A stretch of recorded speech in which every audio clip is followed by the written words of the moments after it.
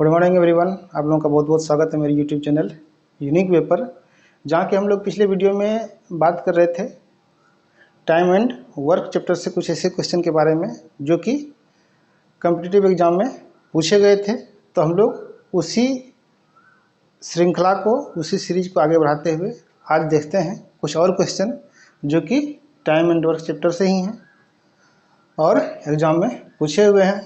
अच्छे सवाल हैं। तो आज की वीडियो का पहला सवाल है हमारा कि एक पुरुष 3 महिलाएं और 4 लड़के एक कार्य को 96 घंटे में कर सकते हैं। जैसा कि हम नीचे लिख लिए हैं, पी से पुरुष, एम से महिला और एल से लड़के को सूचित करते हुए मैंने लिख लिया है एक पुरुष 3 महिला और 4 लड़के कितना 96 घंटा। दूसरा है 2 पुरुष और 8 लड़के कितने घंटे 80 घंटे। 2 पुरुष 3 महिला मिलकर 120 घंटे। यही है।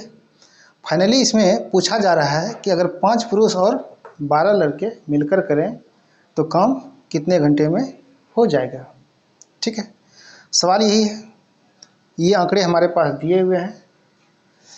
तो सबसे पहले हम लोग क्या करते हैं कि ये जो तीनों का समय दिया हुआ है इसका एलसीएम निकालकर हम कुल कार्य मानते हैं। तो कुल कार्य तीनों का एलसीएम 480 हो जाता है। ठीक है, और फिर इसके समय से कुल कार्य में भाग देकर हम तीनों का क्षमता प्राप्त कर लेते हैं। ठीक है, देखिए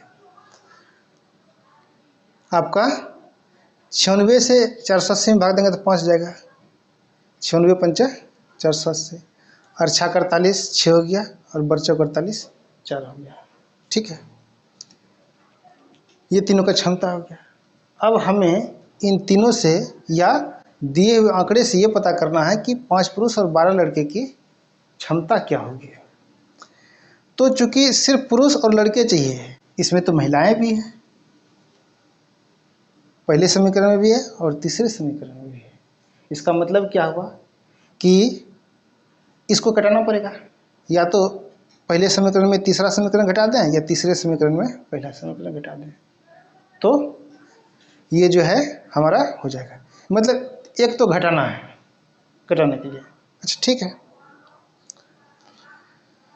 घटाने की स्थिति में देखते हैं कि ये लड़का हमको कितना पुराना है 12।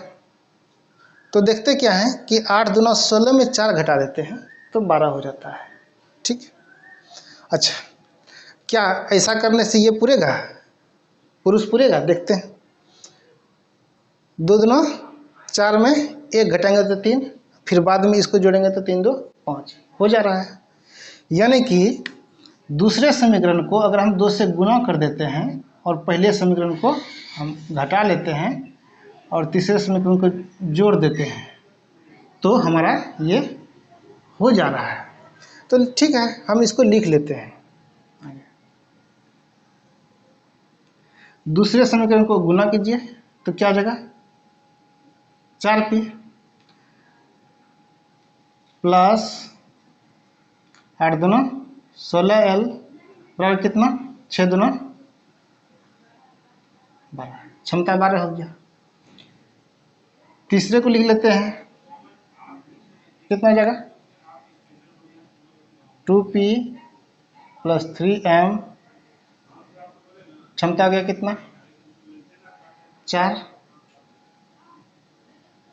ठीक, पहले को लिख लेते हैं, ये हो गया p plus 3m plus 4l बराबर 5। चूंकि पहले समीकरण को घटाना है तो तीनों का चिन्ह आप बदल दीजिए, ये तो कट जाएगा। 3 नियम बचा क्या 4 2 6 में 1 गया 5p प्लस ये हो गया 12l और ये घट के कितना हुआ 12 4 16 में 5 गया तो आपका 11 है। तो 5 पुरुष और 12 लड़के का क्षमता कितना जाता है 11 है। ठीक है, तो इसका समय फिर कितना हो जाएगा, समय हो जाएगा 480 बटा 11 घंटे। ये आपका हो जाएगा इसका आंसर। और सबसे सटीक सबसे छोटा रास्ता यही है इस क्वेश्चन को सॉल्व करने का। दूसरे और भी रास्ते हैं, लेकिन वो सभी रास्ते क्या हैं, बहुत लंबे हैं, जो कि एग्ज़ाम में आप नहीं कर सकते हैं। तो ये रहा हमारा आज का पहला सवाल। देखते हैं आज के दूसरे सवाल को। ये रहा हमारा आज का दूसरा सवाल। सवाल है कि कुछ दिनों में काम को पूरा करने के लिए 150 कामगार को काम पर लगाए गए। पहले दिन सभी ने काम किया, दूसरे दिन 4 कामगार काम छोड़कर चले गए, फिर तीसरे दिन भी 4 कामगार काम छोड़कर चले गए। इसी तरह आगे भी 4-4 कामगार काम छोड़कर जाते रहे जब तक कि काम खत्म नहीं हो गया। तो इस प्रकार काम को पूरा होने में 8 दिन अधिक लगे। जितना दिन में होना था उससे 8 दिन ज़्यादा लगे। तो बताना है कि काम कितने दिनों में पूरा हुआ। ठीक है।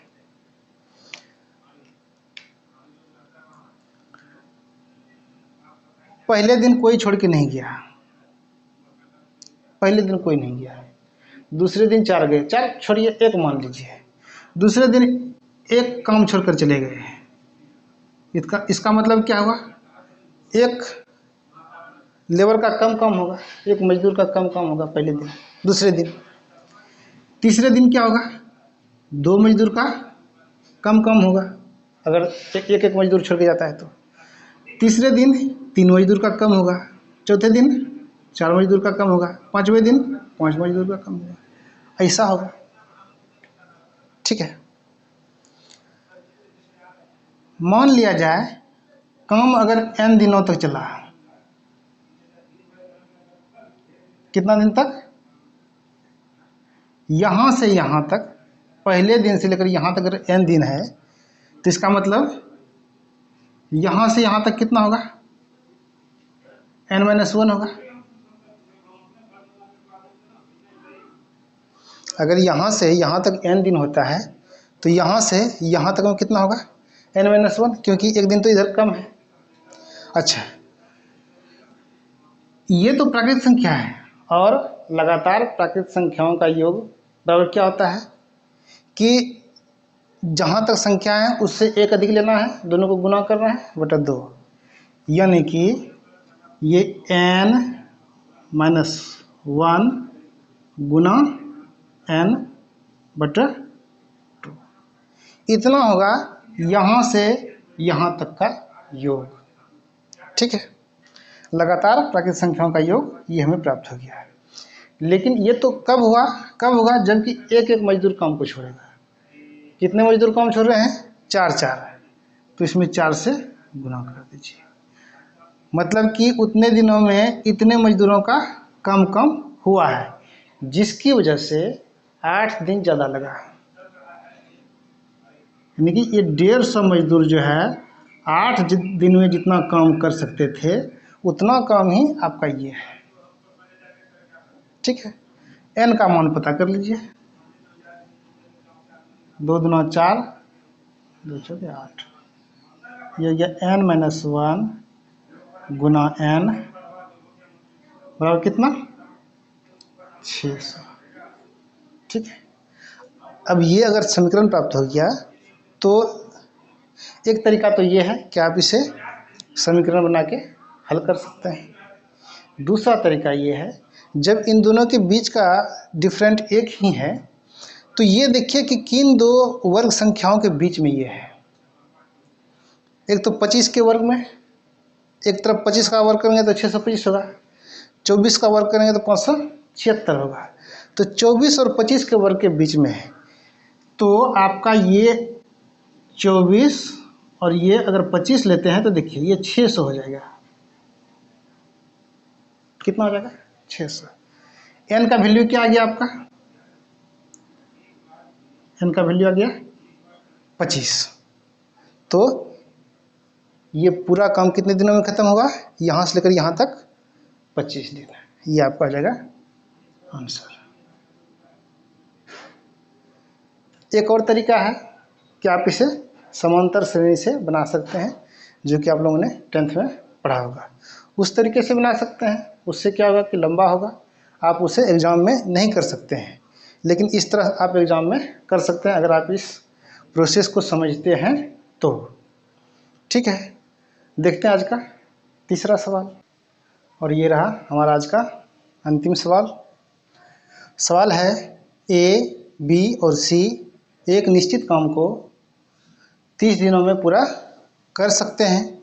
बी और सी मिलकर उसी काम को 45 दिनों में पूरा कर सकते हैं। यदि बी ए से 20% अधिक कुशल है तो बी अकेले उसी कार्य के 1/3 भाग को कितने समय में पूरा कर सकता है, ये सवाल है। ठीक है, समय कितना कितना है, यहाँ है 30 दिन और यहाँ है 45 दिन। ठीक है, 30 और 45 दोनों का एलसीएम लेंगे तो हो जाएगा कितना, 90, क्योंकि 90 में दोनों से भाग लग जाता है। तो आप क्या करिए कि कुल काम मान लेंगे कितना, 90।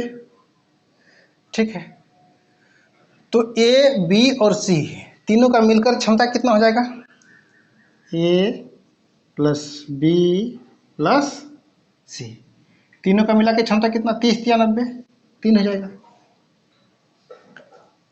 जहाँ की बी प्लस सी, इसका क्षमता कितना, देखिए बी प्लस सी मिलकर उसी काम को 45 दिन में करते हैं, 45 दूनी 90, इसका क्षमता 2 हो गया। ठीक है, अच्छा ए, बी और सी तीनों मिलकर है 3, जबकि बी और सी मिलकर है 2। इसका मतलब ए का वैल्यू कितना है, 1, तब ना ये 2 हुआ, ये 1 हुआ, 2 1 3 हो जाएगा। अच्छा, उसके बाद क्या कहता है, बी जो है ए से 20% अधिक कुशल है। बी की क्षमता जो है ए से 20% ज़्यादा है। अच्छा, 20% ज़्यादा होगा तो ये कितना हो जाएगा फिर आपका, बी का वैल्यू कितना हो जाएगा, 1.2 है ना। बी का वैल्यू कितना, देखिए अगर ये 100 होता तो 120 होता, 20% ज़्यादा, तो ये 1 है तो 1.2। ठीक है,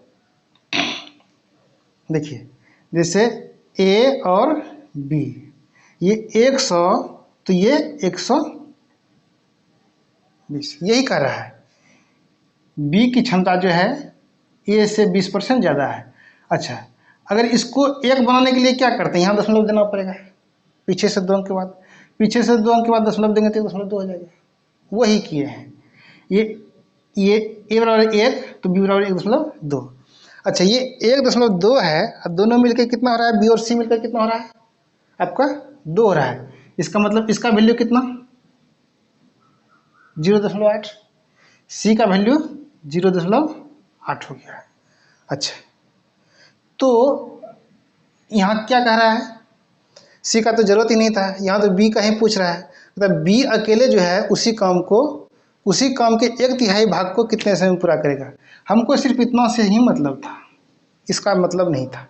बी का वैल्यू आ गया है, इसी से हम भाग देंगे किसमें, जितना टोटल काम था उसके 1/3 में। तो इसका 1/3 कितना हुआ, देखिए 90 का 1/3, 90/3 हो गया। इसमें भाग देना है किससे, 1.2 से, और जो होगा वो हमारा आंसर हो जाएगा। तो कितना हो जाएगा, इसको हटाएंगे तो ऊपर 10 हो जाएगा है। तो ये हो गया कितना, 30, 6 दूना 12, 6 पंचा 30, 2 पंचा 10, आपका कितना हो गया ये 25। तो आपका बी का समय कितना हो गया, 25 दिन। ठीक है, ये सिंपल क्वेश्चन था। ठीक है, तो कुछ और क्वेश्चन के साथ मिलते हैं अगले वीडियो में, तब तक के लिए धन्यवाद। इसी तरह वीडियो को देखते रहिए, लाइक करिए, सब्सक्राइब कीजिए और अपना ख्याल रखिए। Thank you.